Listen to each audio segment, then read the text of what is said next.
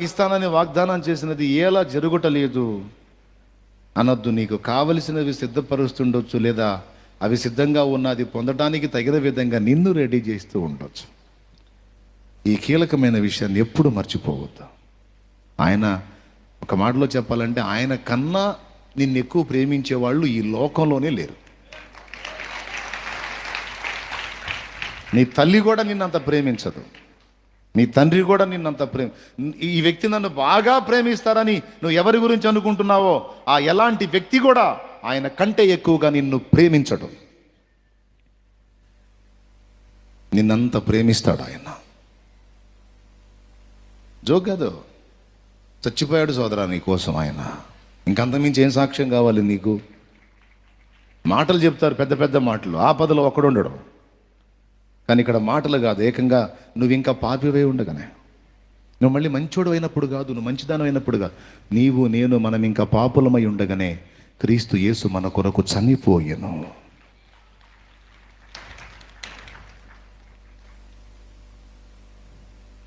గనుక ఆయన మనల్ని ప్రేమిస్తున్నాడు ప్రాణం కంటే ఎక్కువగా. సమాజం నిన్ను గౌరవించకపోవచ్చు, నీ ఫ్యామిలీ నిన్ను రెస్పెక్ట్ చేయకపోవచ్చు, నీ ఫ్రెండ్స్ నిన్ను పిచ్చోడు పిచ్చిది అనొచ్చు, కానీ దేవుడు నిన్ను ఎప్పుడు అలా చులకనగా చూడలేదు, చూడడు, చూడబోడు. నువ్వు ఆయనకి ప్రాణం, నువ్వు ఆయనకి ప్రాణం. నువ్వంటే ఆయనకి ఎంతో ఇష్టం. ఎంత ఇష్టం అంటే ఆ ఇష్టాన్ని బట్టే నిన్ను సృష్టించుకున్నాడు, ఒక బొమ్మను చేసినాడు, తయారు చేశాడు. ఆ ఇష్టాన్ని బట్టే ఆయనకి నీ మీద అంత ఇష్టం లేకపోతే, అంత మమత లేకపోతే నిన్ను చేయకపోవును. కానీ నిన్ను ఉనికిలోకి తెచ్చాడంటే ఎంత ప్రేమించాడు ఒకసారి ఊహించు. ప్రాణం ఇచ్చాడంటే ఎంత ప్రేమించాడు ఊహించు. మరి ఎన్ని చేసినోడు నువ్వు ఆశించినవి నీకు దక్కకుండా చేస్తాడా?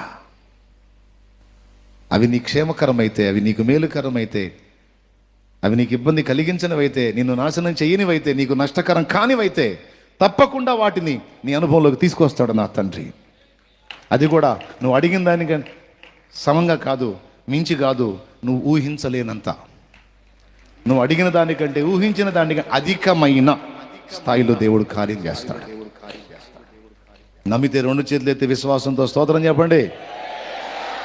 హల్లెలూయా చెప్పండి. మనం ముగింపులోకి వెళ్ళిపోదాం. సిద్ధపరచనిద్దామా దేవుణ్ణి, మనం తపన పడదామా? నీ కుటుంబ సభ్యుల మార్పు కోసం నువ్వు అడుగుతావు, ఓకే. దేవుడు కూడా ఆ పనికి పూనుకున్నాడు, అందుకు అనుగుణ్యంగా పావులు కదుపుతున్నాడు. ఒక సమయం వస్తుంది, వాళ్ళే వస్తారు లైన్లోకి. నువ్వు ఆందోళన పడ్డంత మాత్రాన రారుగా, నువ్వు జుట్టు పీక్కొని ఆలోచించినంత మాత్రాన రారుగా. దేవుడు చేస్తాడు. నీ వల్ల గాంధీ, నా వల్ల గాంధీ, నాయన వల్ల అవుతుంది. నాయన చేస్తాడు. అందుకే చిరునవ్వుతో చూస్తూ ఉంటామే మన పని. అప్పచెప్పేది అప్పచెపుతాం. ఇక ఆయన కాలం ఎప్పుడు వచ్చిద్దో, ఆయన సమయం ఎప్పుడు వచ్చిద్దో, ఆ సమయం వచ్చినప్పుడు మిడిసిపడే కెరటాలు చప్పగా అణిగిపోతాయి, వచ్చి ఆయన ముందు సాగిల పడతాయి. అది జరిగి తీరుద్ది. ఇది ఎలా జరిగిద్ది? ఇంత పెడద్రంగా, ఇంత నడవంతరంగా, ఇంత మిడిమేళంగా ఉన్నాడు, ఈడెట్ట లొంగుతాడని నీకు అనిపించింది. వాడి తాత కూడా లొంగుతాడు, ఏసై ముందుకు వచ్చి మోకాళ్ళు వేసి వంగుతాడు, అంతే. వాడు మారేదేంది? వాడి తాతయ్య కూడా మారి కూర్చోవాలి అక్కడ యేసునామాలో. ఆయన చేస్తాడు. మనం మామూలు వాళ్ళమా? మిడిమేళానికి నడమంతరానికి మామూలు పేరు మనం. ఇప్పుడు ఏం చేస్తున్నాం? మోకాళ్ళేసి హల్లెలూయా ప్రభువా అయ్యా అంటలా. వాళ్ళు కూడా వస్తారు, రెడీ చేస్తున్నాడు ఒక్కొక్కడిని, అంతే.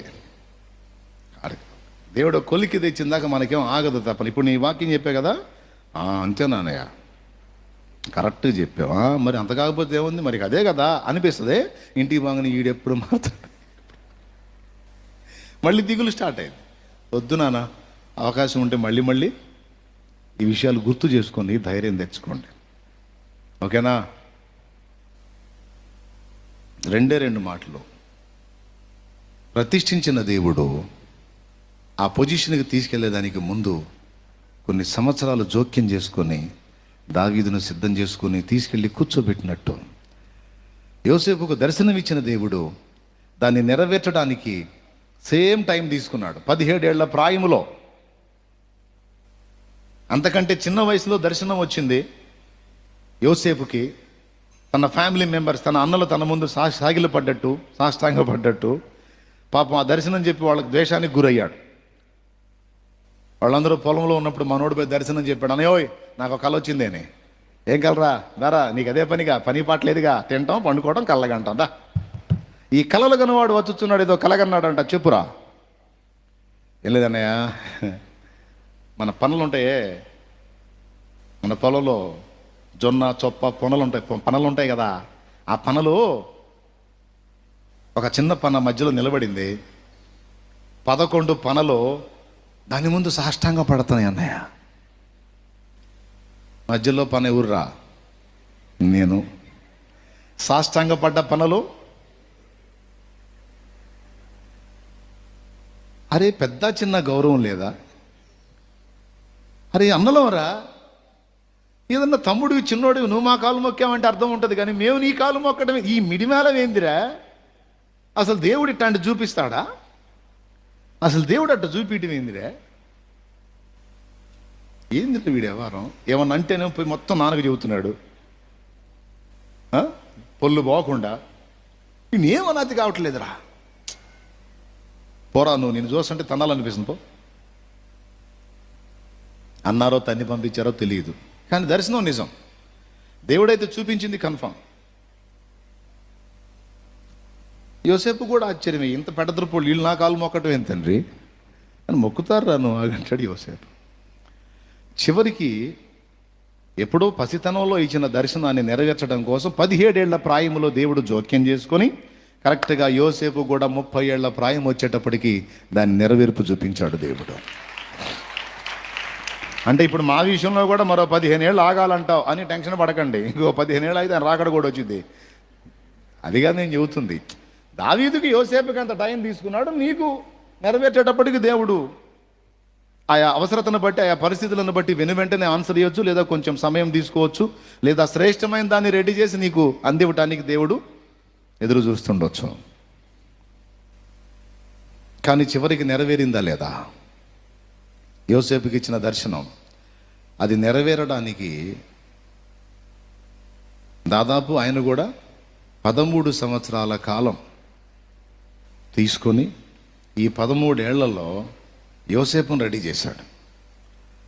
తండ్రి ప్రేమ, అన్నల గద్దింపు తప్ప ఏమీ తెలియని యోసేపుకి లోకమంతా తెలిసేటట్టు చేశాడు.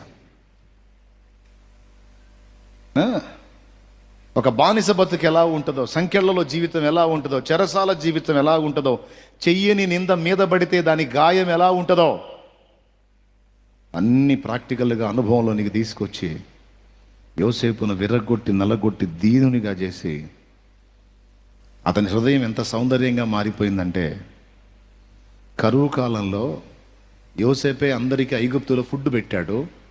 ఆ టైంలో తను తలుచుకుంటే పోతీఫెరో భార్యకి ఫుడ్ లేకుండా ఏమైనా చేసేవాడు. లేదు, తనను జైలు పాలు చేసిన శత్రువు కూడా అన్నం పెట్టినటువంటి ఘనుడుగా, ధన్యుడుగా యోసేపు నిలబడ్డాడు. 20 తులాల వెండికి తన్ను సంతలో పశువును అమ్మినట్టు అమ్మిన అన్నలకు కూడా కష్టకాలంలో, కరువు కాలంలో ఏమని మాట అన్నాడో తెలుసా? అన్నలారా భయపడకండి, నేను మిమ్మును మీ పిల్లలను పోషించెదను. అన్నా నేను కష్టపడతా, అవసరమైతే మిమ్మల్ని మీ పిల్లలందరినీ నేను పోషిస్తానన్నా, నేను మాట తప్పనన్నా. నా కీడు కోసం మీరు ఇది యోచించారు, కానీ మనందరి మేలు కోసం దేవుడు దీన్ని జరిగించాడన్నా. మీరు నాకే అపకారం చేయలేదన్నా, బాధపడకండి అన్నాడు. మనమైతేనా సిగ్గులేదురా, ఏదన్నా నీళ్లు లేని బాయిలో దూకి సావండ్రా, ఏం ముఖం పెట్టుకుని వచ్చారా దరిద్రులారా నా దగ్గరికి, నన్ను సంతలో పశువు నమ్మినట్టు అమ్ముతారా మీరు అని సైనికుల్ని పిలిచి మొత్తం తీసుకెళ్ళి ఏదో ఒకటి చేయండి అని యోసేపు అలా వాళ్ళ కూర్చోబెట్టి వాళ్ళకి విందు చేసి వాళ్ళందరూ సాగిలు పడ్డారు. ఫస్ట్ తెలియక, వాళ్ళ తమ్ముడు అని తెలియక 17 ఏళ్ళు అప్పుడు అమ్ముకున్నారు. 34-35 ఏళ్ళు వచ్చినాయి. మీసాలు గడ్డాలు, మనిషి ఆహార్యం మారిపోయింది. ఐగుప్తు గెటప్పులో ఉన్నాడు. వీళ్ళేమో ధాన్యం కొనడానికి పోయారు, కరువు వచ్చి వాళ్ళ దేశంలో. ఐగుప్తులో ధాన్యం ఉంది, యోసేపు వల్లే. తమ్ముడని తెలియదు. ఆయన అమ్మేసాం, ఆడు ఎప్పుడు తెచ్చుంటాడులే అనుకున్నారు. అన్నలు అమ్మారు కానీ ఆయన చెయ్యి పట్టుకున్నాడు, బ్రతికించాడు, నిలబెట్టాడు. తీరా చూస్తే అన్నలో ఐగుప్తుని ఏలుచున్నవాడు వచ్చుచున్నాడు, సిద్ధంగా ఉండండి మీరు అని సైనికుడు వార్నింగ్ ఇచ్చాడు. అయ్యా అలాగే, మీరు ధాన్యాన్ని కొనడానికి వచ్చారా, వేగు చుట్టానికి వచ్చారా? లేదా ధాన్యం కోసం వచ్చాం. వస్తున్నాడు, జాగ్రత్తగా ఉండండి, ఆయన మామూలుడు కాదు అంటే చకా చకా చకా వచ్చి ఎత్తైన ఆసనం మీద నిలబడ్డాడు. ఎవరు మీరు అన్నాడు. అయ్యా అని మొత్తం సాష్టాంగపడ్డారు. ఆ సాష్టాంగ పడేటప్పుడు వాళ్ళ ఫేసులు పోల్చుకున్నాడు, సంఖ్య చూశాడు, 10 మంది. 11వ వాడు బెన్యామీను, 7. వాని ఇంటికాడ ఉంచినట్టున్నారు, 10 మంది వచ్చారు. పెద్దన్న రూబేను, షిమ్యోను, యోదా, నఫ్తాలి, గాదు, ఆషేరు, అందరిని పోల్చుకొని అన్నలు మా అన్నలే అని సంతోషపడి లోపల లోపల మదనపడి, ఎవరు మీరు? ఏలినవాడా, నీ దాసులమైన మేము కనానుకు చెందినవారం. అక్కడ కరువు వచ్చి ధాన్యం లేక ఐగుప్తులో ధాన్యం ఉందని తెలిసి ధాన్యం కొందామని వచ్చాం. ధాన్యం కోసం వచ్చినట్లేదే మీ ఫేసులు, మా దేశాన్ని వేగు చూచే గూఢచారులాగా ఉన్నారు మీరు, నిజం చెప్పండి అన్నాడు. అయ్యా నీ దాసులమైన మేము అట్టి వారం. మళ్ళీ సాష్టాంగం, మళ్ళీ సాగిలపడ్డారు. అప్పుడు దేవుడు, యోసేపు ఇది ఎలాగూ జరుగునంటివిగా, అదిగో నీ ముందు సాగిల పడ్డవారు నీ అన్నలేసుమా,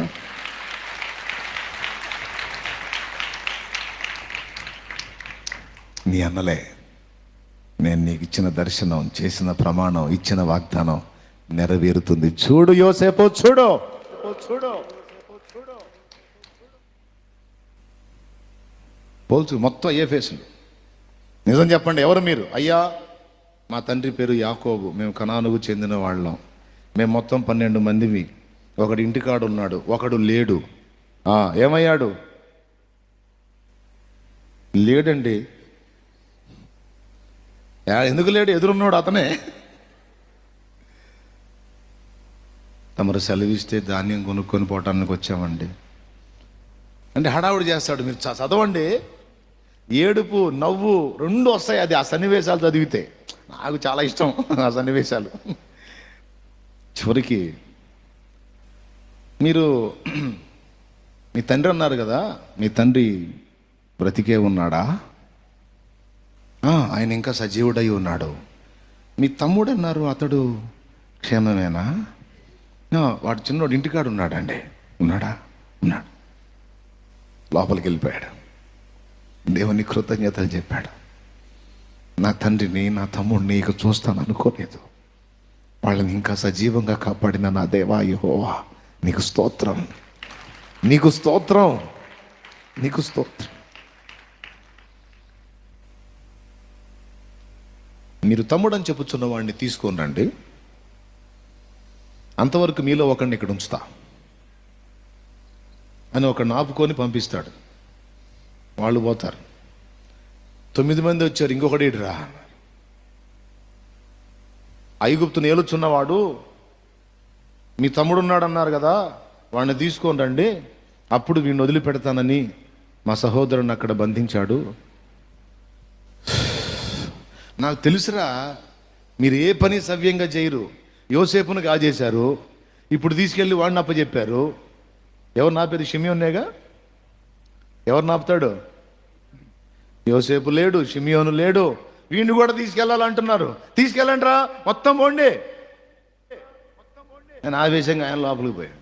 ఏమో ఒకడో, మనమేమో కావాలని వదిలిపెట్టావైందిరా. ఆయన అట్లా చేశాడు, మనకి మనమేం చేస్తాం? కొద్ది రోజుల తర్వాత తెచ్చిన ధాన్యం అయిపోయింది. ఎరా పిల్లా జల్లా ఉన్నారేం, ధాన్యం తెచ్చే తేరా? వాడిని అక్కడే పెట్టారు. మరి వాడిని తేవాలంటే మరి ఈయన తీసుకొని పోవాలి, లేకపోతే ఆయన చాలా టెంపర్గా ఉన్నాడు. సరే తీసుకెళ్ళండి రా, అందరూ తెచ్చాకంటే తీసుకెళ్ళండి. యోసేపు లేడు, షిమ్యోన్ లేడు, బెన్యామీను కూడా లేడు. నేను ఈ బాధను అనుభవించాలని ఆయన చిత్తంలో ఉంటే అలానే జరగని. నా దేవుడు నాకు తోడై ఉంటే నా బిడ్డల్ని నా యొద్దకు తెస్తాడు. ఉండే వెళ్ళేటప్పుడు అబ్బాయిని తీసుకొని పోతూ మన దగ్గర ఉన్నటువంటి పండ్లలో శ్రేష్టమైనవి, ధాన్యంలో శ్రేష్టమైనవి, బాదం పప్పు, పిస్తాచా కాయలు ఇవన్నీ కూడా తీసుకెళ్ళి ఆ ఏలేవాడికి ఇవ్వండి అని వాళ్ళన్న ఏసావుకి ఇచ్చిన అనుభవాలు కదా, ఎదుటి బెండ్ చేయటానికి ఆ సలహాలు అన్నమాట. తీసుకెళ్ళి అతన్ని శాంతి పరచాలంటే నేర్పుతున్నాడు యాకోబన్న, నేర్చుకోవాలి మనం. ఒట్టి మాటలు కాదు, ముందు ఏదో ఒకటి ఇస్తే అవతలడు ఆవేశపడ్డు, శాంతపడతాడు. దేవునికి మహిమ. ప్రిలారా,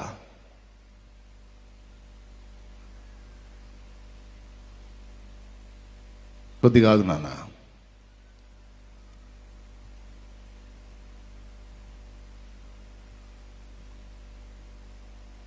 తీసుకెళ్ళిన తర్వాత యోధా చెప్తాడు, వాగ్దానం ఇస్తాడు. ఒకవేళ బెన్యామీను కొరకు నేను పోటుపడుతున్నాను, బెన్యామీనికి ఒకవేళ ఏదన్నా హానైతే నేను చచ్చిపోతానా, నన్నును నా కలిగిన సమస్తాన్ని నువ్వేమైనా చేయొచ్చు, నేను పూటపడుతున్నా, నేను మధ్యవర్తిగా ఉంటున్నా, నేను ప్రమాణం చేస్తున్నా, వాడి ప్రాణానికి నా ప్రాణం అడ్డునాన్న, అవకాశం ఏమంటే సరిపోండి నన్ను పంపిస్తాడు. అప్పుడు ఆ రౌండ్లో యోసేపు తను బయలుపరుచుకుంటాడు.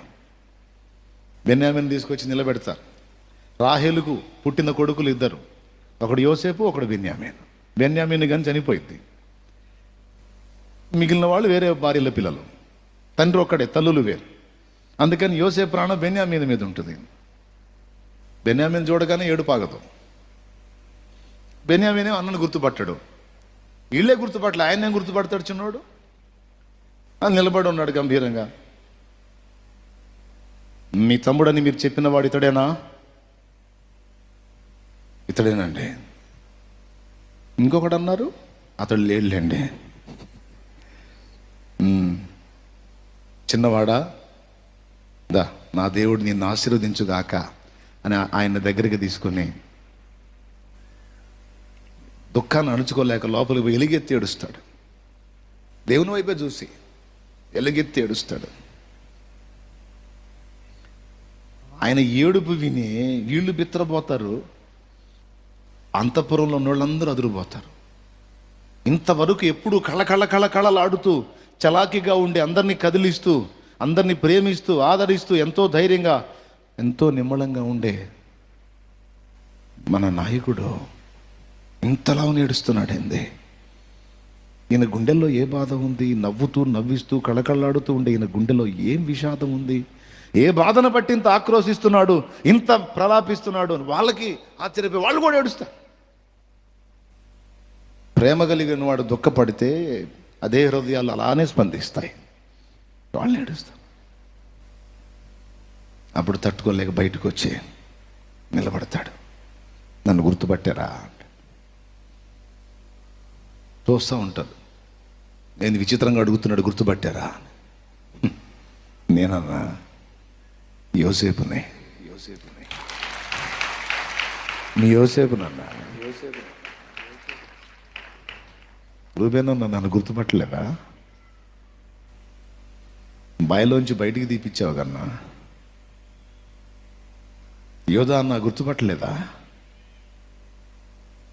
నేనన్నా యోసేపునన్నా. వాళ్ళ పేర్లు చెప్పి మాట్లాడుతుంటే ఒక్కసారిగా స్థాణువులు అయిపోయే వాళ్ళు భయపడి వెనక్కి వెళ్తారు.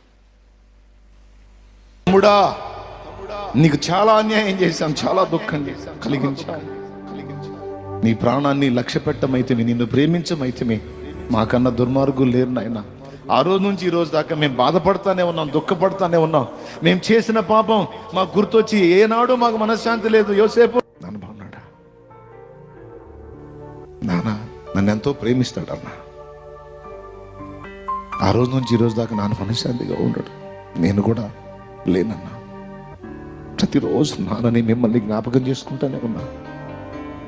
ఏనాటికైనా నా దేవుడు నాకు ఇచ్చిన దర్శనాన్ని నెరవేర్చి మీ అందరినీ నాకు సమీపంగా తీసుకొస్తాడన్న ఒక ఆశతో, నిరీక్షణతో బ్రతుకుతున్నా. ఈరోజు నా దేవుడు అన్నంత పని చేశాడు, వాగ్దానాన్ని నెరవేర్చాడు, ఆనేంటో నాకు రుజువు చేశాడమ్మా. వెళ్ళండి అన్న, ధాన్యం తీసుకుని వెళ్ళండి, కావాల్సినవి తీసుకుని వెళ్ళండి. నాన్నకి ఇష్టమైనవి కూడా రెడీ చేశాను. మీరు చెబితే నమ్మడు. అందుకని ఆయనకి ఇష్టమైనవి కొన్ని ఏర్పాటు చేశాను, అవి తీసుకుని వెళ్ళండి. చెప్పండి, నీ కుమారుడైన యోసేపు ఐగుప్తుని ఏలుతున్నాడని చెప్పండి. బానిసగా వెళ్ళిన యోసేపుని ఇశ్రాయేలు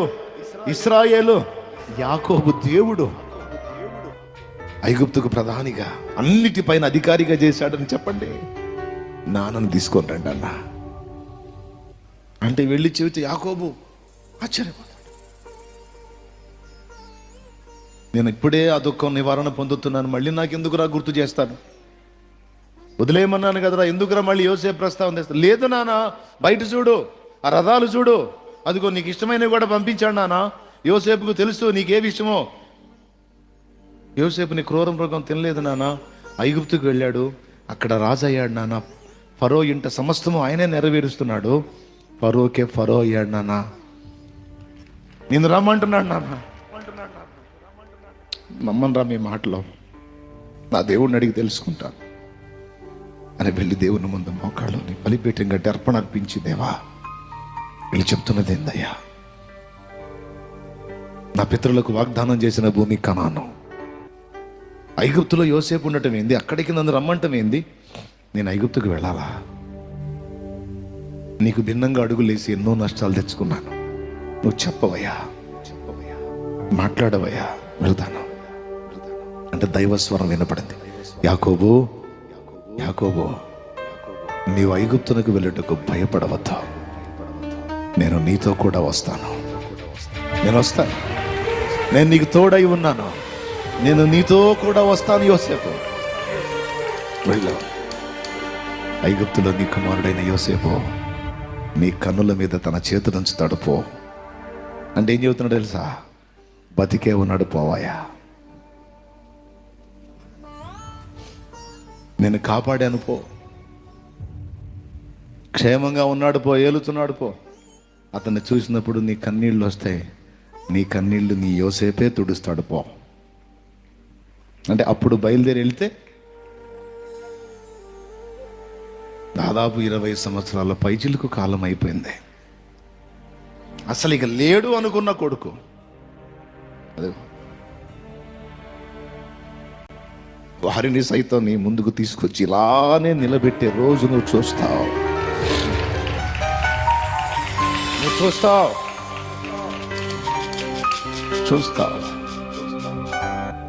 సమర్థుడు నా దేవుడు, నువ్వేది కోల్పో.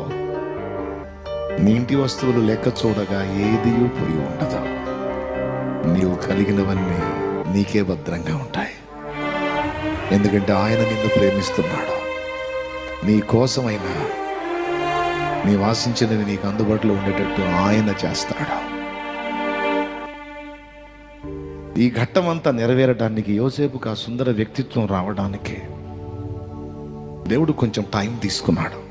ఆ టైంలో పరిస్థితుల్ని, మనుషుల్ని అన్నిటినీ సిద్ధపరిచి, ముఖ్యంగా యోసేపుని రెడీ చేసి, చివరికి అవన్నీ సమకూర్చి జరిగిస్తే అవి ఎన్నిసార్లు విన్నా, ఎన్నిసార్లు చెప్పుకున్నా, ఎన్నిసార్లు చదువుకున్నా దేవుని పట్ల కృతజ్ఞత, అది యోసేపుకి యాకోబు జరిగింది నాకు కాదు కానీ అనిపించదు మనకి. అంత మంచి మనసున్న దేవుడు కదా నా దేవుడు, అంత ప్రేమ కలిగిన మనసున్న దేవుడు కదా నా దేవుడు, అంత మంచి దేవుడు నాకు తోడై ఉంటే నాకు భయం ఏంటి? యోసేపుకు దేవుడు ఏ దేవుడో, యాకోబుకు దేవుడు ఏ దేవుడో, నాడు షాలేము రాజు దేవుడు కూడా ఆ దేవుడే. ఈరోజు నీ దేవుడు కూడా ఆ దేవుడు. నా తమ్ముడా, నీ దేవుడు కూడా ఆ దేవుడే.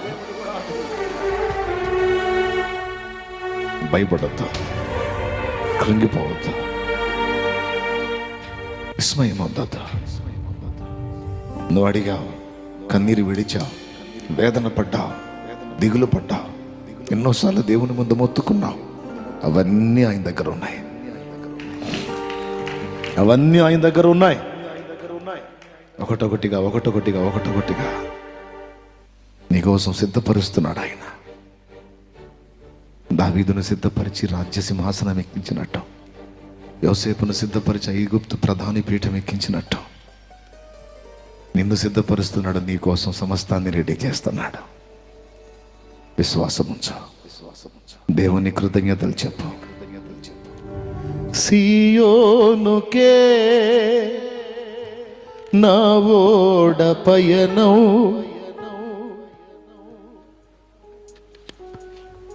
ఆగదు ఏ చోట,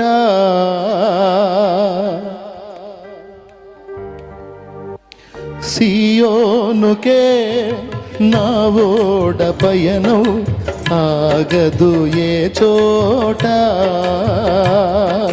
సియోనుకే నా ఓడ పయనం, ఆగదు ఏ చోట, విశ్వాసముతోనే ఆరంభించితిని ఈ యాత్రను, విశ్వాసముతోనే ఆరంభించితిని ఈ యాత్రను, నే కోరిన ఆ దేవుకే నడిపించును నా యేసయ్యా, నే కోరిన ఆ దేవుకే నడిపించును నా యేసయ్యా, నా విశ్వాస ఓడ యాత్ర కొనసాగుచున్నది,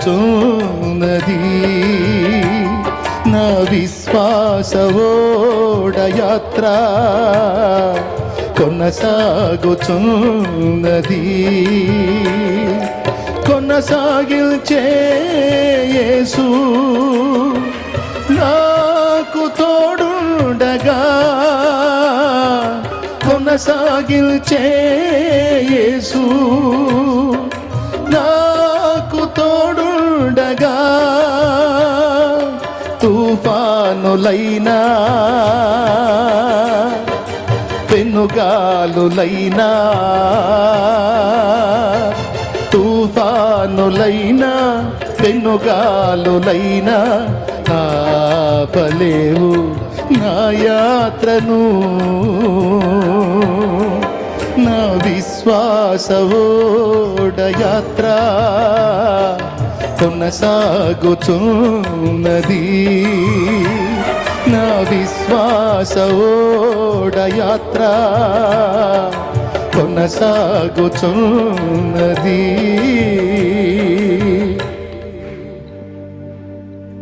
ఇప్పుడు చెప్పు, ఇంకేమన్నా భయం ఉందా నీకు?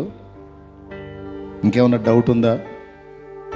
ఏమంటావు చెప్పు. ఇప్పుడు నేను నా మనవులు నా తండ్రికి చెప్పాను, నా తండ్రి నన్ను నాకు అవసరమైన వాటిని సిద్ధపరుస్తున్నాడు. సిద్ధపాటు పూర్తయిన తర్వాత నేను అడిగినవన్నీ నాకు అందుబాటులోకి వచ్చేటట్టు నా తండ్రి చేస్తాడు. భూమి మీద నా అవసరాలకు నన్ను సిద్ధం చేయటం కాదు, సేవకు మాత్రమే సిద్ధం చేయటం కాదు, ఆయన మహిమ గల రెండవ రాకడలో నేను ఎత్తబడటానికి అవసరమైన విధంగా నన్ను సిద్ధం చేసుకుంటున్నాడు, నన్ను రెడీ చేసుకుంటున్నాడు, నాకు నేర్పుకుంటున్నాడు. రాకడకు నన్ను రెడీ చేస్తాడు, భూమి మీద సేవకి నన్ను రెడీ చేస్తాడు, అనేకులకు ఆశీర్వాద కారణంగా నేను ఉండునట్లు నాకు సిద్ధపరుస్తున్నాడు. తెలియక ఇన్నాళ్ళు నేను కృంగిపోయాను, ఇప్పుడు ఇక నేను అలాగ ఉండకూడదు. నా దేవుడు రెడీ చేస్తున్నాడు, ఆయనకి స్తోత్రం. విశ్వాసంతో ఆయన కొరకు ఎదురు చూస్తాను, ఆయన్ని మహింపరుస్తాను. నువ్వు ఏ బంధకాల్లో ఉన్న బిడ్డ ధైర్యం తెచ్చుకో, నా తండ్రి నీకు విడుదలను సిద్ధం చేస్తున్నాడు, నీకు పోషణను సిద్ధం చేస్తున్నాడు, బంధకాలను తొలగించేదానికి రెడీ చేస్తున్నాడు. అవతలి పరిస్థితులు బ్యాలెన్స్ చేస్తున్నాడు, ఇటు నిన్ను బ్యాలెన్స్ చేస్తున్నాడు. దావీదును చేసినట్టు రెడీ చేయకుండా దావీదును ఎక్కిస్తే పోయేవాడు పెందలాడే, చరిత్ర ఉండేది కాదు. సిద్ధం చేసి ఎక్కించాడు, సింహాసనం స్థిరపరచబడింది దావీదుకి. కృతజ్ఞతలు చెప్పండి, రెండు చేతి స్తోత్రం చెప్పండి. రాజైన వాని సంతానము మనము. విశ్వానికి రాజైన వాని సేవకులము, సేవకురాండ్రము మనము. దేవుణ్ణి ఎక్కడో కింద ఊహించుకుంటుంది మన దరిద్రపు తెలివి. మన దరిద్రపు తెలివి దేవుణ్ణి ఎక్కడో కింద ఊహించుకుంటారు. దేవుణ్ణి కింద ఊహించకూడదండి. నేను రాజకీయ నాయకులకు భయపడను, అధికారులకు భయపడను, ఎవ్వరికి భయపడను, గౌరవిస్తా. భయం అనేది ఉండదు.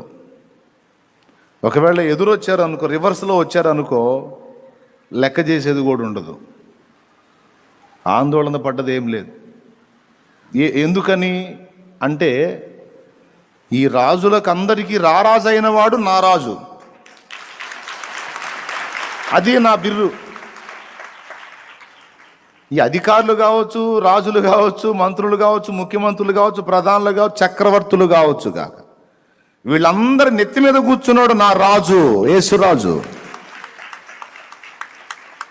ఆయనను బట్టి నాకు ధైర్యం అన్నమాట. అది నా బిర్రు. ఏంట్రా వీడి బిర్రు అంటే అది. భయాందోళనలు ఏమి ఉండవు, రెస్పెక్ట్ ఇస్తాం వాళ్ళు గౌరవనీయులై ఉంటే. పిచ్చి చేష్టలు చేస్తే లెక్క చేయం ఎంతటి వాడైనా. ఎందుకంటే దేవుని సంబంధం. ఆయనకి మన విషయంలో అభ్యంతరం కలిగింది అనుకో, మన విషయమే నొచ్చుకున్నాడు అనుకో, ఏ అధికారిని బట్టైనా వాని అధికారం ఉండదు. ఇక ఈగలు తోలుకోవాలి ఎక్కడన్నా కూర్చొని. ముఖ్యమంత్రి అయినా, ప్రధానమంత్రి అయినా, ఇంకెవ్వడైనా సరే వాని ప్లేస్ ఉండదు ఇక ఏ సునామంలో. ఆహా ఆహా అంటారా? అంటాను నేను. దేవునికి స్తోత్రం, హల్లెలూయా. ఎందుకో చెప్తాను వినండి. దానియేలు గ్రంథం చదవండి. సింహాసనం మీద ఆయన ఎవరిని కూర్చుండబెట్టునో వాడే కూర్చుంటాడు. నీకు ఎక్కువైంది ఇక బోరా అంటే అంతే. అప్పటిదాకా ఆ బూత్లోకి వెళ్ళి ఫలానా పార్టీ ఓటేద్దాం అనుకున్నాడు, ఆడ పోగానే మెంటల్ తిరిగి ఇంకో దానికి వేస్తాడు. అందరికీ బ్రెయిన్ వాష్ దేవుడు చేస్తాడు.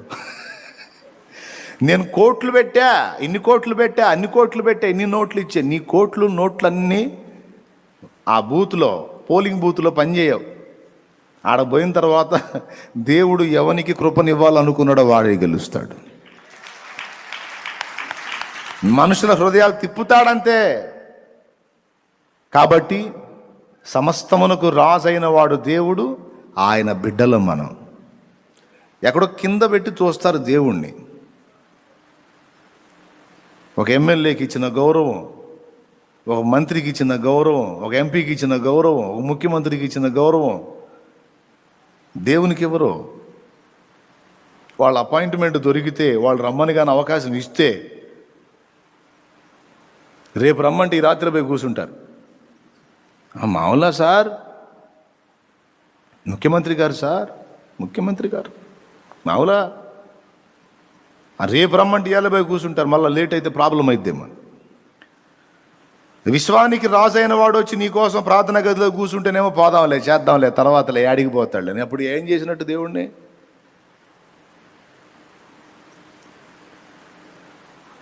ముఖ్యమంత్రి అవకాశం ఇస్తే సచ్చినట్టు రేపు రమ్మంటే, రేపు మధ్యాహ్నం రమ్మంటే ఈ రాత్రికే పోయి కూర్చుంటావు నువ్వు ఆడ. జీవము గల దేవుని సన్నిధి ముఖ్యమంత్రి సన్నిధి కంటే తక్కువైందా?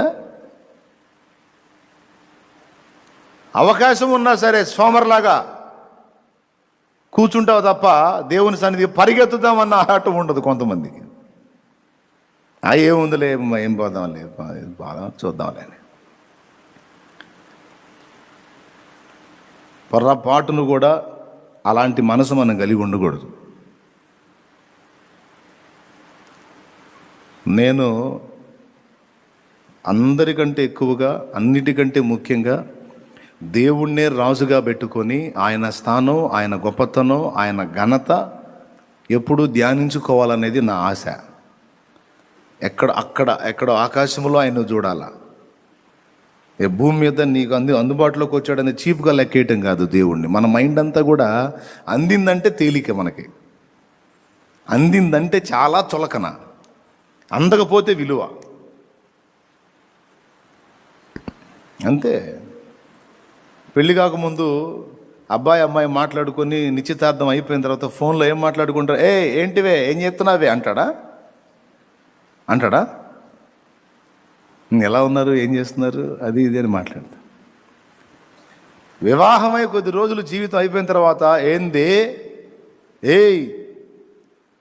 అదివే ఇదివే అని. అంతకుముందు అందలా గోల్డ్ దూరంగా ఉంది. అందుకని ఏం చేస్తున్నారు, బాగున్నారా, మీ గురించి ఆలోచిస్తున్నానండి, అండి అన్నీ. ఆమె మెలికలు తిరిగిపోతుంటుంది. నన్ను అసలు అండి అంటున్నాడు, బతుకంతా అండి అంటాడు. కాదు, నీ పెండం పెడతాడు చేసుకున్నాడు. అండియా ఇంకేమన్నాను. దేవునికి స్తోత్రం, హల్లెలూయా. స్టార్టింగే అండీలు దొరికితే ఏముండదు, ఇక అండి లేదు గిండి లేదు. దేవుడు కూడా అంతే చూస్తున్నారు మనోళ్ళు. ముఖ్యమంత్రి అంటే అందడు కదా, ఎప్పుడో ఒకసారి అవుతాడు కదా. దేవుడు అంటే పిలిస్తే పలుకుతాడు కదా, అందుకని చీప్, అందుకని తేలిక. ఆయనే ఫీల్ కాడులే. ఏడిసిందిలే పిచ్చిది తెలుసా, అంత ఎదిగిందా ఇంకా?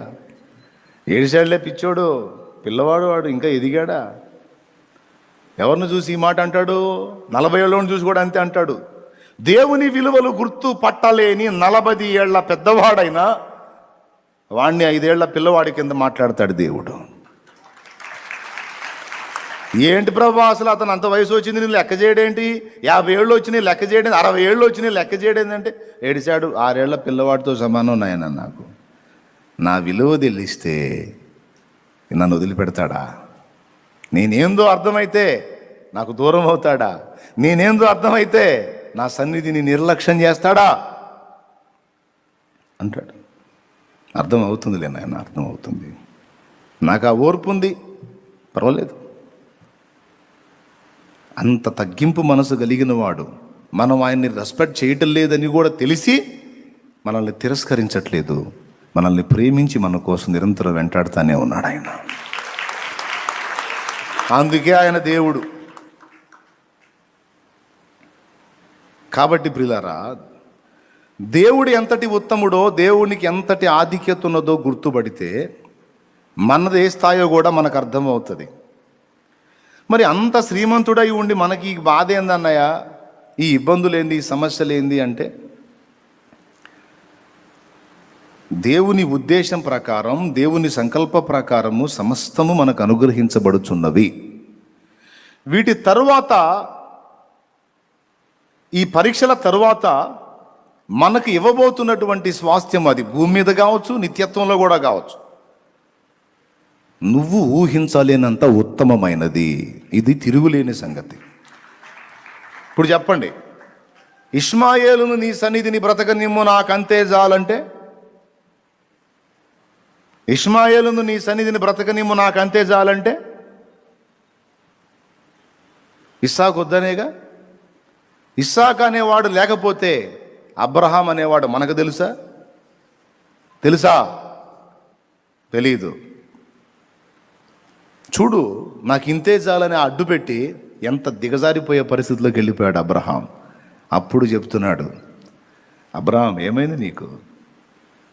నిశ్చయముగా నీకు కుమారును, అతనికి నీవు ఇస్సాకు అను పేరు పెట్టుదువు. అప్పుడు పేరు కూడా చెప్పేశాడు. కృంగిన ప్రతిసారి ఆయన మాట చేత, వాగ్దానము చేత బలపరుస్తూ, విశ్వాసములో స్థిరపరుస్తూ ఆయనే నడిపించుకుంటూ వచ్చాడు అబ్రహాముని. విశ్వాసాన్ని స్థిరపరిచింది ఆయనే, వాగ్దానాన్ని దృఢపరిచింది ఆయనే, అన్ని చేసింది ఆయనే. మళ్ళీ అబ్రహాం గురించి ఏమన్నాడు? అబ్రహాం విశ్వాసమును బట్టి అని. మళ్ళీ ఇదంతా నాదే ఉంది, అంతా అబ్రహాం విశ్వాసం గొప్పతనం అన్నాడు. చేసిందంతా ఆయన, విశ్వాసాన్ని బలపరిచింది ఆయన, స్థిరపరిచింది ఆయన, నడిపించింది ఆయన, చేసేదంతా ఆయన. అదే ఉంది, అబ్రహాం విశ్వాసం గొప్పది అంటే ఆ ఘనత అంతా అబ్రహాముకు రావాలని. అందుకే మనల్ని కూడా అదే అడగమన్నాడు హెబ్రీ పత్రికలో. విశ్వాసమునకు కర్త, దాన్ని కొనసాగించువాడునైన యేసు వైపు చూచుచు. విశ్వాసము అనే దానికి మూలమాయన. అది నీలో ప్రారంభమైనప్పుడు దాన్ని నీలో స్థిరపరిచి, నువ్వు కృంగిన ప్రతిసారి ఆయన నిన్ను దర్శించి నూతన ఉత్సాహంతో మళ్ళా బలపరిచి నిన్ను ముందుకు నడిపించి ఈ రోజు వరకు నువ్వు ఈ మందిరంలో నిలిచి ఉండటానికి కారణం ఆయన. ఏంటి ప్రభు అంటే, నాదేముంది, నా బిడ్డ విశ్వాసం, స్థిరమైన విశ్వాసం. ఏంటి ప్రభు, నాదేముంది, నా బిడ్డ విశ్వాసం, స్థిర విశ్వాసం కలిగినోడు, చంచలుడు కాదు. ఈయన చెయ్యి వదిలితే ఎప్పుడో అయిపోయాడు ఈ చంచలవాడు. అవునా? కానీ మనల్ని అలా కాకుండా, కృంగిన వేళలో నన్ను లేవనెత్తిన చిరునామా నీవేగా, కృంగిన వేళలో నన్ను లేవనెత్తిన నీ కృప నిత్యముండును, నీ కృప నిత్య జీవము, నీ కృప వివరింప నా తరమా యేసయ్యా. నీ కృప నిత్యముండును, నీ కృప నిత్య జీవము, నీ కృప వివరింప నా తరమా యేసయ్యా. నీతిమంతుల గుడారాలలో వినబడుచున్నది రక్షణ సంగీత సునాదము. నీతిమంతుల గుడారాలలో వినబడుచున్నది రక్షణ సంగీత సునాదము. నీ కృప నిత్యముండును, నీ కృప నిత్య జీవము, నీ కృప వివరింప నా తరమా యేసయ్యా. దేవునికి మహిమ, దేవునికి మహిమ, దేవునికి మహిమ. ఈరోజు ఒక్క మాట నన్ను చెప్పనివ్వండి. నువ్వు ఏ ఏ సంగతుల విషయంలో దేవుని కొరకు నిరీక్షిస్తున్నావో, ఏ ఏ అవసరతల విషయమై నువ్వు దేవుని కొరకు ఎదురు చూస్తున్నావో, నువ్వు ఏ ఏ సంగతులు జరగాలని మిగులు ఆశతో ఆయన వైపు తేరి చూస్తున్నావో, నీకు ఆయనకే తెలుసు, నాకు తెలియదు. అయితే ఒక్క మాట నేను నీకోసం చెప్పగలుగుతాను. నువ్వు అనుకున్న దానికంటే, నువ్వు ఆశించిన దానికంటే, నువ్వు ఊహించనంత ఉన్నతంగా దేవుడు నీకు చేయాలని ఆశిస్తున్నాడు. ఒక్కటి మాత్రం నేను చెప్తాను. నువ్వు నిరీక్షించే దానికంటే, నువ్వు ఎదురు చూసేదానికంటే ఉత్తమంగా నీ కోసం చేయాలని దేవుడు ఆశ కలిగి ఉన్నాడు. ఇదైతే అబద్ధం కాదు. సకల విషయాల్లో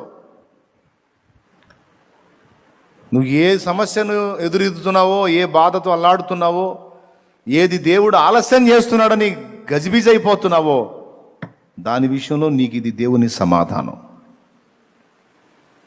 కానీ ఒక్కసారి దేవుని ముందు ఈ మాట అనటానికి ఇష్టపడండి. దేవా, నేను ఆశించింది నా ఇష్టము నా చిత్తము కాదు, నా కొరకు అసలు నువ్వేం ఆశ కలిగి ఉన్నావో అదే నెరవేరని, నా కొరకు నువ్వేం ఎదురు చూసావో, నన్ను నువ్వు ఏం చేయాలని ఆశించావో, నన్ను ఎంతగా కృప చూపాలనుకున్నావు అదే జరగని. నీ ఉద్దేశములకు అడ్డు రాకుండా నన్ను కట్టడి చేయి. అబ్రహాం తేడా పడ్డాడు. అందుకే దేవుడు దర్శించి, నా సన్నిధిలో నడచుచు నిందారహితుడవై ఉండు. నిందారహితుడవై ఉండు అనే మాట ఎందుకు వాడాల్సి వచ్చింది? అబ్రహాం అంతకుముందు వాడలేదే. అంటే అప్పుడు నిందకు తగిన పని చేశాడు. నింద పాలు అయ్యేటట్టు చేయొద్దు, నింద నింద నింద లేకుండా బ్రతుకు అన్నాడంటే నింద కలిగే పని ఏదో చేశాడు. ఏం చేశాడో చెప్పాను, అటు చెప్తున్నాడు. అలాగా చేయొద్దు, ఇక జాగ్రత్తగా ఉండు, నేను నీ కొరకు తలంచింది గొప్పగా ఉంది. అది ఇక్కడ ఉంది, ఆయన కృప ఆయన చిత్తం అక్కడ కూడా ఉంది. ఆయన ఇచ్చే దాంతో పోల్చుకుంటే మానవుని యొక్క జ్ఞానం ఎంతో ఒకసారి ఈ సన్నివేశాన్ని మీరు ఊహించుకుంటే అర్థమైపోయింది. ఆయన ఇచ్చే కృపతో పోల్చుకుంటే ఎంత ఆశీర్వాదం ఇచ్చాడండి. భూలోకములోని సకల వంశాలు అబ్రహాముని నానా అని పిలిచేటట్టు చేశాడు. నీ సంతానం అసలు నువ్వే లెక్క పెట్టలేవు అన్నాడు. సూర్యుడు ఉన్నంత వరకు నీ సంతానం నిలుస్తుందని చెప్పాడు. సకల విషయాలు అబ్రహామును ఆశీర్వదించేశాడు.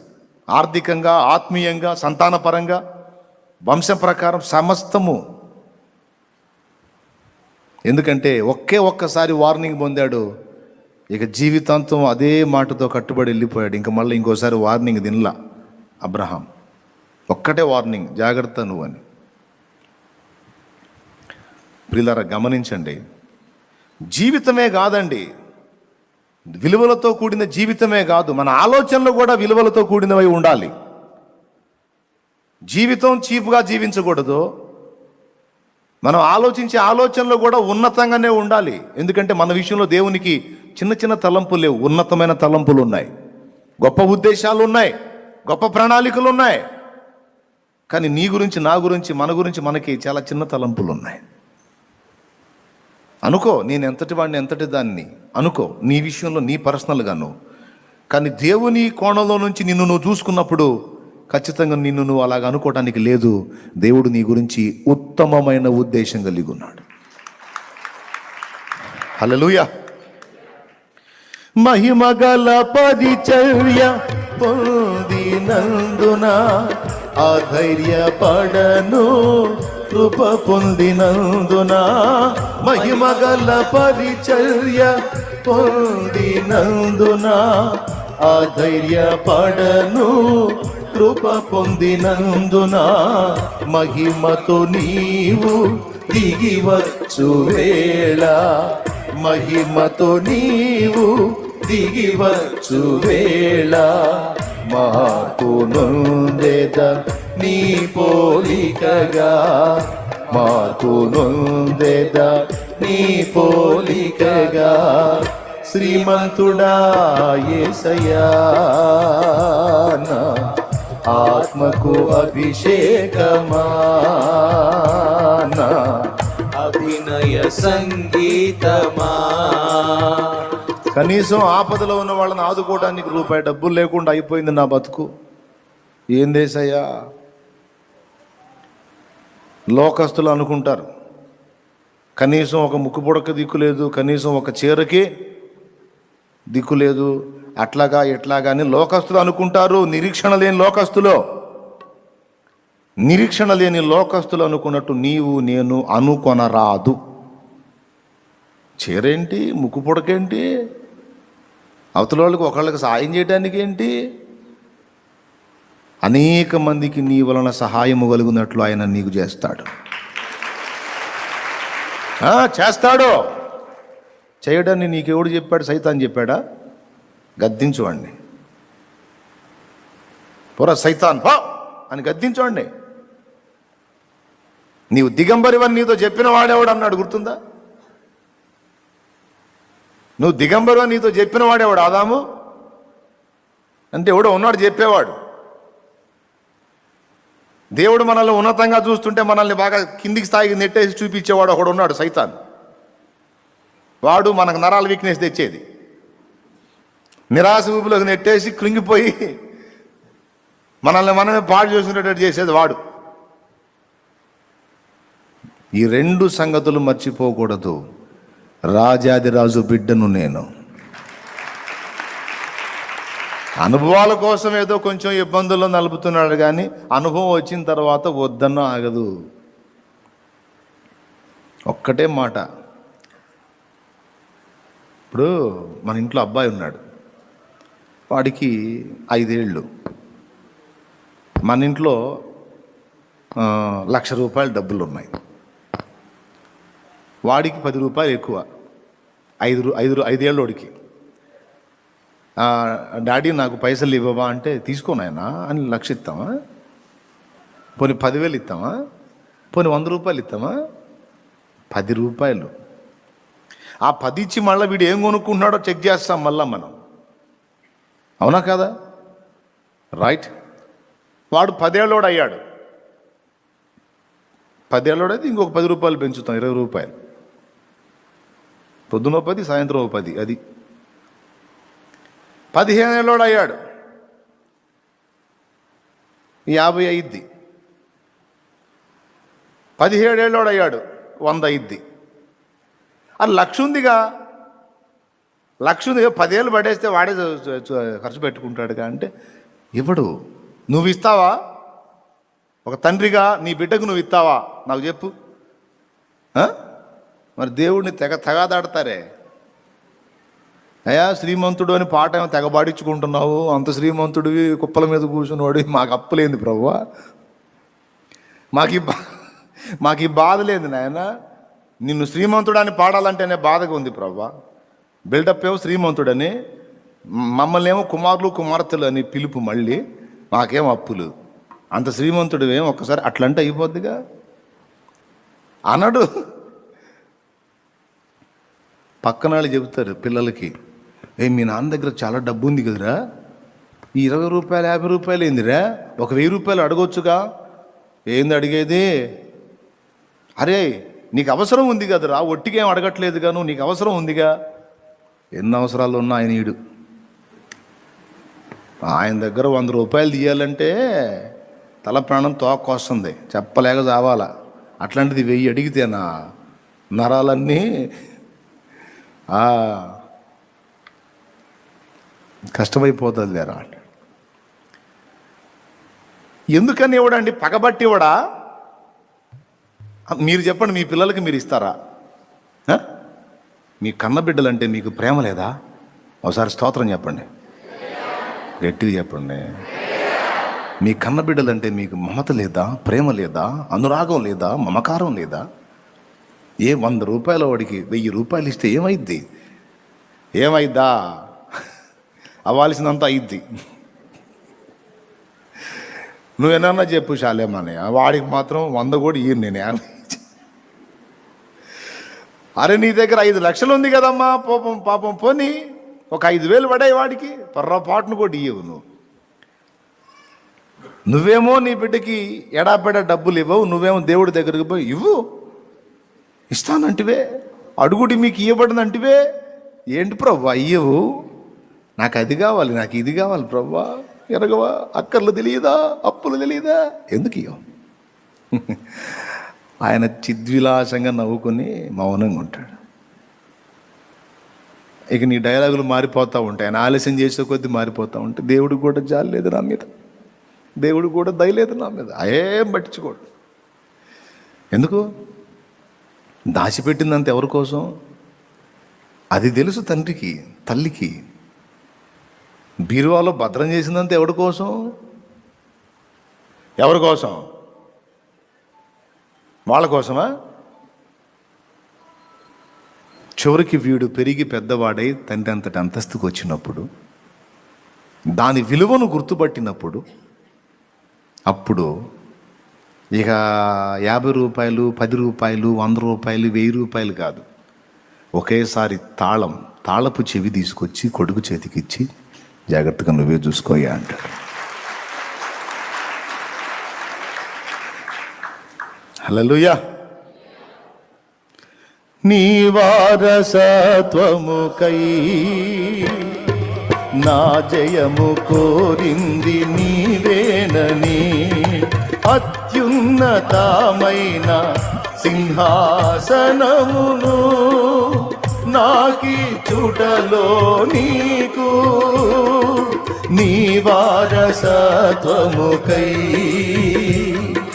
నా జయము కోరింది నీవేనని, అత్యున్నతమైన సింహాసనమును నాకి చుటలో నీకు, అసాధ్యమైనది ఏమున్నది, అసాధ్యమైనది ఏమున్నది, అసాధ్యమైనది ఏమున్నది, అసాధ్యమైనది ఏమున్నది. యోదా స్తుతి గోత్రపు సింహమా, యేసయ్యా నా ఆత్మీయ ప్రగతిని స్వాధీనమా, నీవే కదా నా ఆరాధనా, నీవే కదా నా ఆరాధనా, ఆరాధనా స్తుతి ఆరాధనా, ఆరాధనా స్తుతి ఆరాధనా. Praise the Lord, hallelujah, praise the Lord, hallelujah. ఇవ్వలేదని ఫీల్ కావద్దు, ఆలస్యం అయిందని ఆవేదన పడద్దు. నీకోసమే నీకోసమే. ఆయన దాచింది ఏదో నీకు భవిష్యత్తులో అర్థమైంది. అన్ని విషయాల్లో, ఆర్థిక విషయాలే కాదు, ఆత్మీయ విషయాల్లో కూడా ఈ మాట వర్తిస్తుంది. కాబట్టి వేదన పడుతున్న వారలారా ధైర్యం తెచ్చుకోండి. నిరీక్షణ లేని ఇతరులాగా మాట్లాడకూడదు. మనకి నిరీక్షణ ఉంది. మన శారీరక జీవితంలో నిరీక్షణ ఉంది, ఆత్మ సంబంధమైన రెండు జీవితాల్లో మనకు నిరీక్షణ ఉంది. అది అన్ని జనులకు లేదు, మనకుంది. దరిద్రతలో ఉన్నామా, బాగుపడదు మన నిరీక్షణ మనకుంది. కొరత కొదువ కలిగి ఉన్నామా, అవి తీర్చబడునన్న నిరీక్షణ మనకుంది. ఆత్మీయతలో దిగజారి పడిపోతున్నామా, దేవుడు నిలబెడతాడన్న నిరీక్షణ మనకుంది. మన సొంత వారిని కోల్పోయామా, అయితే తిరిగి వారిని మరలా మనము చూచుదుమన్న నిరీక్షణ మనకుంది. హల్లెలూయా. ఇంక చెప్పు, ఏమేం చెబుతావో చెప్పు, నేను ఈ మాట వేస్తుంటాను. అప్పుల విషయంలో కృంగిపోతివా, తీరునన్న నిరీక్షణ మనకుంది. ఎవని బట్టి ఉంది? అది. కుటుంబ సమస్యల విషయంలో నీవు శోధింపబడుతున్నావా, అయితే పరిష్కారము దొరుకునన్న నిరీక్షణ మనకుంది. ఏమో ఎప్పుడుకుందో ఏమంటే ఆ మాట కూడా అనకూడదు, ఆ మాట కూడా అనకూడదు. నిరీక్షణ అంటే ఏంటి? ఆయన చేసేంతవరకు ఎదురు చూచుట, ఆయన కొరకు ఆశతో కనిపెట్టుకొనుట. ఎప్పుడు చేయాలో ఆయనకు తెలుసు, ఎలా చేయాలో ఆయనకు తెలుసు. నువ్వు చెప్పిన టైంలో కాదు, ఆయన చెప్పిన టైంలో అయితే 1కి 4 గంటల లాభంగా ఉంటుంది నీకు. కాబట్టి దేవుడు నీతో చెప్తున్న మాట ఒక్కటే, నా మీద ఆనుకొని నా యందు నిరీక్షణ నిలిపి విశ్వాసము గలదానవై విశ్వాసము గలవాడవై ధైర్యం తెచ్చుకొని ముందుకు సాగిపో అంటున్నాడు ఆయన. ధైర్యం తెచ్చుకొని ముందుకు సాగిపో. నిందపాలైతివా, అది ఘనతగా మారునన్న నిరీక్షణ మనకుందే. మార్చడా? చేత కదా? శాశ్వత ఘనతగా.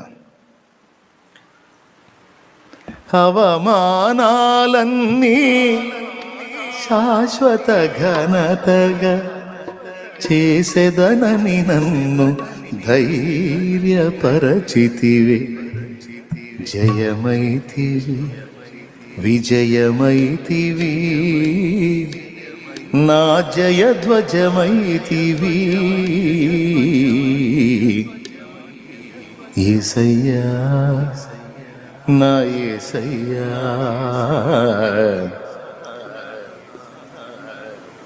మనకి మీటింగ్ గ్రౌండ్స్ కావాలి, వచ్చునన్న నిరీక్షణ ఉన్నది. దేవునికి స్తోత్రం. మనకి చాలా అవసరతలు ఉన్నాయి, అవన్నీ తీరునన్న నిరీక్షణ మనకు. ఆడపిల్లలైనా పర్వాలా, మంచిగా వాళ్ళకి పెళ్లి చేసే నిరీక్షణ మనకు ఉన్నది. దేవునికి స్తోత్రం. మగపిల్లలైనా పర్వాలా, వాళ్ళకి బ్రతుకుదెరు మార్గం దేవుడు చూపించగలడన్న నిరీక్షణ మనకున్నది. చెప్పు, కోర్టు కేసు ఉంది, అయితే దాని నుంచి పరిష్కారం వచ్చునన్న నిరీక్షణ మనకున్నది. ఎవరిని బట్టి? ఆయనకే మహిమ. న్యాయముగా ఆలోచిస్తాడు, సమయం ప్రకారం కార్యం చేస్తాడు. ఆయన నీకు మాట ఇచ్చాడు అంటే నువ్వు మర్చిపోయినా ఆయన మాట తప్పడు, ఖచ్చితంగా నెరవేర్చి చూపిస్తాడు ఆయన. ఇప్పుడు చెప్పండి, నీ సొంత వారిని కోల్పోతివా? మన సొంత వారిని మనం కోల్పోతిమా? వారి విషయంలో మనం దుఃఖపడుతున్నామా, ప్రలాపిస్తున్నామా, అంగలారుస్తున్నామా, ఏడుస్తున్నామా? అయితే వారి విషయంలో కూడా దేవుని వాగ్దానం ఉన్నది. నేనున్నా కదా, నీకు నమ్మకం లేదా, నిరీక్షణ లేదా? కొద్దిగా ఆగు. మా నాన్న పోయాడు, మా అమ్మ పోయింది, మా అన్న పోయాడు, మా అక్క పోయింది, మా తమ్ముడు పోయాడు, మా చెల్లి పోయింది. ఆగు ఆగు ఆగు. వారు వేరు ప్రాంతంలో ఉన్నారు. ఒక సమయం వస్తుంది, నా రాకడ ఒకవేళ నీ పోకడకు ముందే జరిగితే వారిని నేను వెంట పెట్టుకొని వస్తాను. లేదు, నా రాకడకు ముందే నిన్ను పిలిచే అవకాశం ఉంటే నిన్నే వారి దగ్గరికి చేరుస్తాను. ఒకసారి నిన్ను వారి వద్దకు చేర్చిన తర్వాత, లేదా ఒకసారి నేను వారిని తెచ్చి నీకు కలిపిన తర్వాత మీరిక ఎన్నటికీ విడిపోరు.